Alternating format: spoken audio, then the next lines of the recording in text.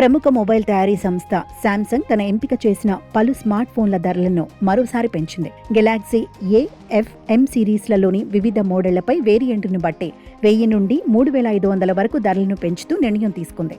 Galaxy M6, M6, A17, A36, A56 వంటి popular మోడళ్లపై ఈ పెంపు ప్రభావం పడగా సవరించిన ధరలు ఇప్పటికే అమల్లోకి వచ్చాయి. కేవలం 2 నెలల వ్యవధిలోనే శాంసంగ్ ఇలా ధరలు పెంచడం ఇది రెండోసారి.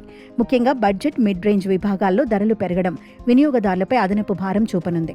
అసలు ఆ మాటకు వస్తే భారతదేశంలో స్మార్ట్ ఫోన్ ధరలు భారీగా పెరుగుతున్నాయి. మెమొరీ ధరల పెరుగుదల, ఆపై భాగాల తయారీ ధరల పెరుగుదల వ్యయం పెరగటం వల్ల మొబైల్ కంపెనీలు ధరలను పెంచుక తప్పని పరిస్థితి నెలకొంది.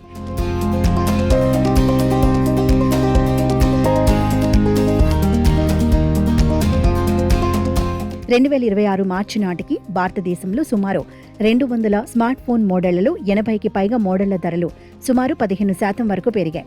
ముఖ్యంగా 15,000 లోపు బడ్జెట్ ఫోన్ల విభాగంపై ఈ ప్రభావం తీవ్రంగా ఉంది. ఈ విభాగంలో మెమరీ ధరల పెరుగుదల వల్ల తయారీ ఖర్చు 25% కంటే ఎక్కువగా పెరిగింది. రాబోయే రోజుల్లో కొత్తగా లాంచ్ అయ్యే స్మార్ట్ ఫోన్ల ధరలు మరింతగా, అంటే సుమారు 30 నుంచి 40% వరకు పెరిగే అవకాశం ఉంది అంటున్నాయి మార్కెట్ వర్గాలు.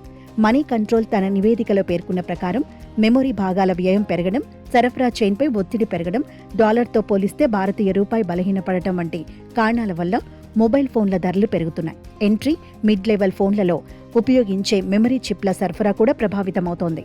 నివేదికల ప్రకారం మెమరీ చిప్స్, చిప్ సెట్లు, డిస్ప్లే వంటి భాగాల ధరలు పెరగటం వల్ల ప్రతి విభాగంలోని కొత్త మోడళ్లు మునుపటి కంటే ఎక్కువ ధరలకు ప్రారంభమవుతాయి.